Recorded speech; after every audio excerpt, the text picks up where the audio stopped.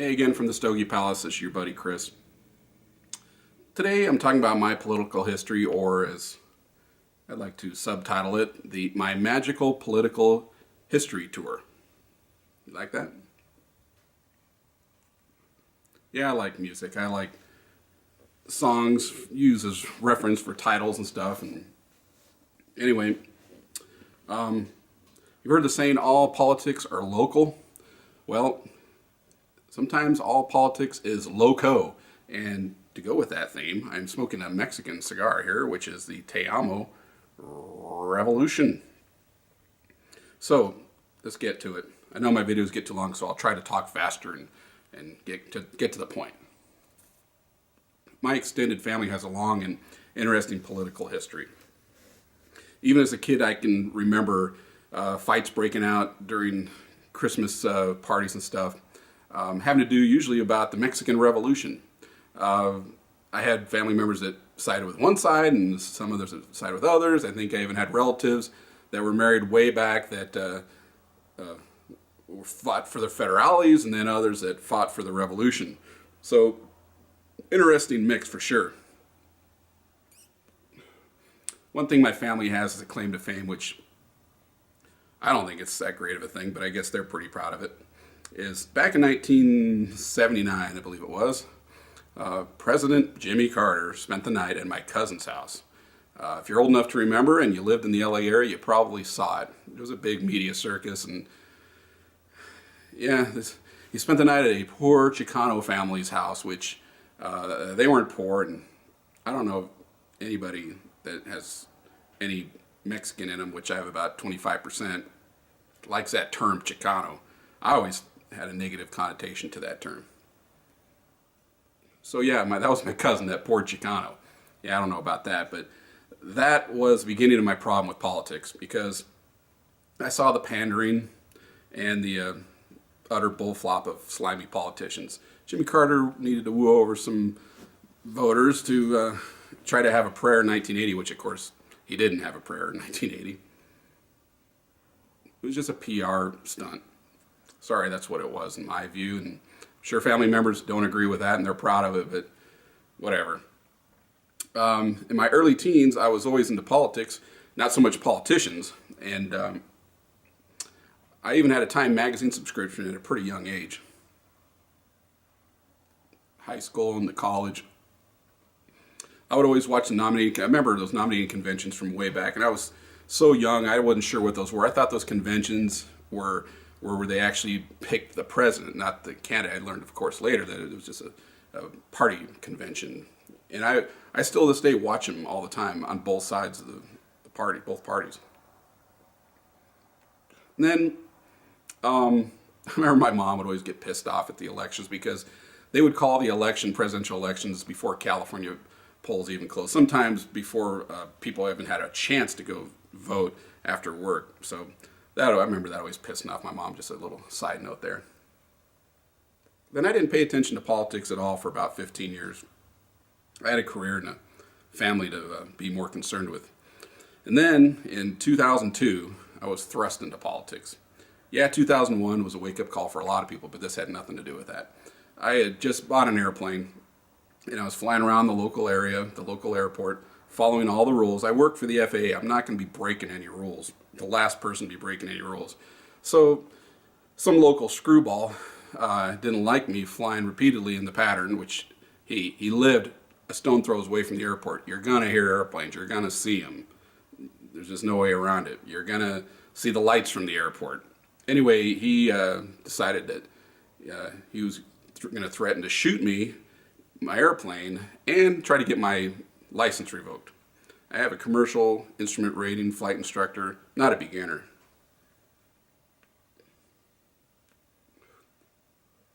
Let's just say he picked a fight with the wrong guy. So then it got worse, because then I found out the city was helping him. They were giving him money. They were giving him cameras. They were giving him a scanner.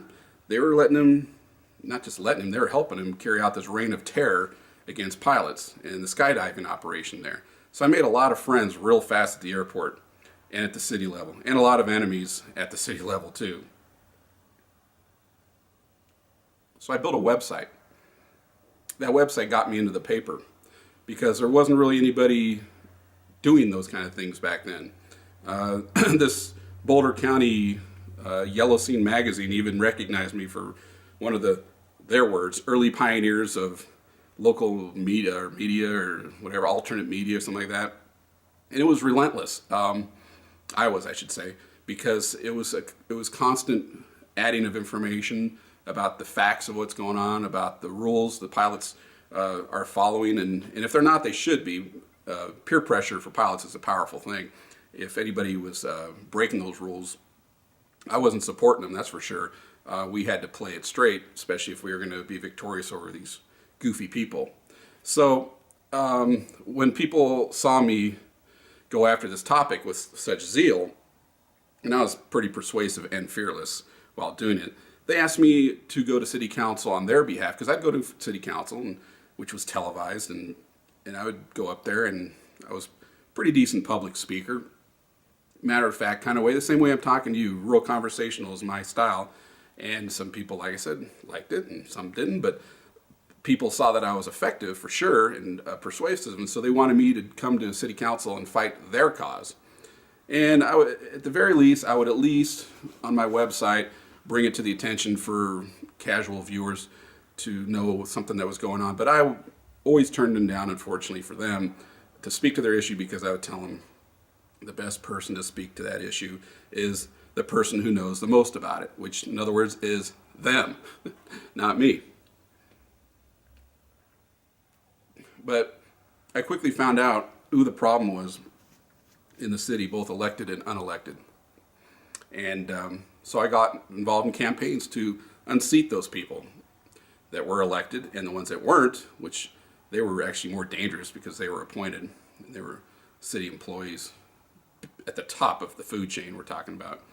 And the only way to get rid of them is to deal straight to council and have council make those moves. So worked on some campaigns, and on the campaigns that I really applied myself, I was very successful. Even to the point where we took over the majority of city council. I'll say we because, yes, I basically was a campaign manager for one of the campaigns and fairly good parts in 2 or 3 of the other campaigns at the same time. But by we, I got a lot of people involved, and I can delegate pretty well and get volunteers to go door to door, real grassroots stuff they didn't see before. They didn't see it coming. Grassroots campaign, on the TV a lot, on the internet a lot, in the paper a lot, writing editorials, all kinds of stuff. It was a concerted effort, and it was pretty successful. A couple years later, we expanded that majority to 5 out of 7. So things are going pretty good, and I never ran for office. It's just not me. It takes a certain personality, and my biggest problem was that means I'd have to tone things down if I was actually an elected official. So I did take a post on the airport board, which is fitting because I'm a pilot. I had an airplane out at the airport. I'm an air traffic controller. I got 30 years of aviation experience, and I got all the way to chairman of the airport board, where we got a lot accomplished. First time in 25 years that we got a runway extension at this airport that badly needed it, and we had to fight off some of the neighbors that were just nuts, complain about things that didn't exist, complain about the skydiving plane when it wasn't even in the air, having automated emails and voicemails, and just harassing city employees and wasting their time and money. So we on the board, and me and others through blogging and bringing these things to attention to the public, pretty much made it so council was almost forced into ignoring the screwballs, which was really the point in the first place. It's not that they shouldn't be heard, and it's not that they shouldn't speak. Of course, they have First Amendment rights just like everybody else. But a lot of these people didn't even live in the city. They weren't even voters in the city. They weren't taxpayers. They were just pains in the ass. There's no other way to put it. And they're irrational. Luckily, they weren't very good in front of the camera or in front of the podium or in writing, and they didn't sell their cause very good, which was weak to begin with. It's hard to sell something that's has a bad foundation. So after that was all done, and I accomplished way more than I ever would have imagined, I had enough, and I figured, well, now's a good time to move, not just away from this stuff. And it was pretty time consuming, no doubt about it, and even to the point of going to federal court, which is on another video. But I pretty much shut it all down. The podcast, I had a podcast that was once a week. I think it was about once a week. And a blog. Ooh, the lights go out. That must mean it's time for me to get on my soapbox and make another speech. No, I don't really have one, I don't think. But so now I'm pretty much out of politics. I moved to another town, nice, quiet, out of the rat race. It's great. Taking up cigars and relaxing and having a cocktail with those said cigars.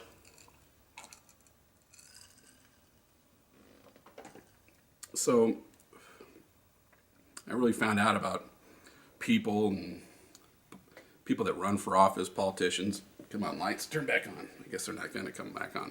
And I've met a lot of good, honest people that have run for office. I'm friends with a congressman who's now senator of Colorado.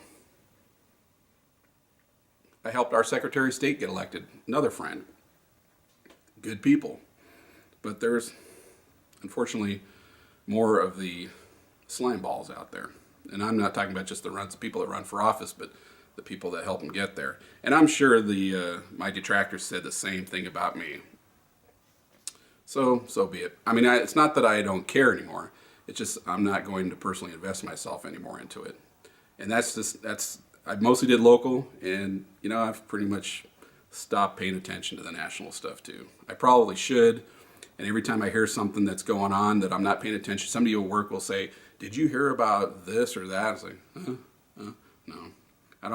I rarely ever watched the news programs anyway, and got burnt out on talk radio a long time before this.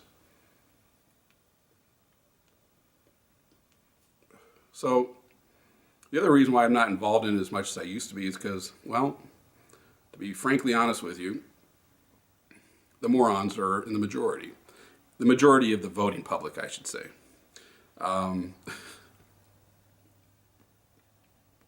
My question for them is, how's that working out? How's it working out for you that are not the morons in the majority that are suffering under these people's ridiculous concepts of the way things should be? Now, am I saying that I want a revolution? Well, I am smoking a revolution, oddly enough. Let me get back onto that soapbox just for a second. It's funny, every time, it must be a Freudian slip, that every time I say soapbox, I almost say soap opera, because politics is a soap opera. I hate reality TV, and I hate this part about politics too, but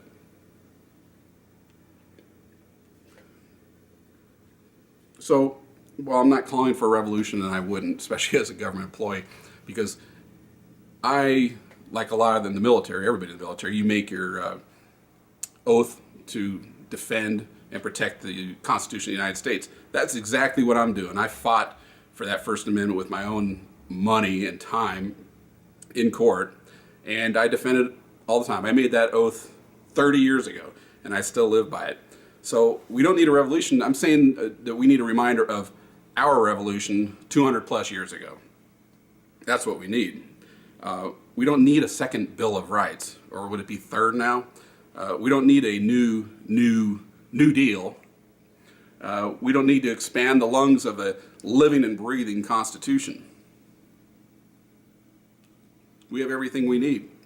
We just need to remind ourselves what it was, what it is, and what it can still be. So, unless it's already too late, never know. So there's my story about politics, me and politics. Granted, most of my involvement was on the local scene.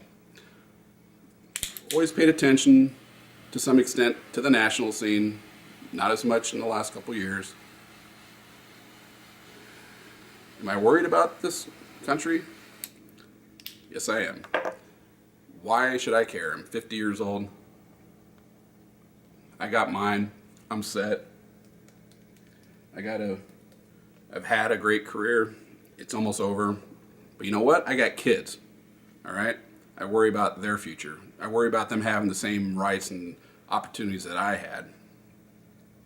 I mean, just cigars alone. You look at what they're doing with that. And I'm not going to defend cigarette smokers, but it is all tobacco they're going after, and that includes cigars.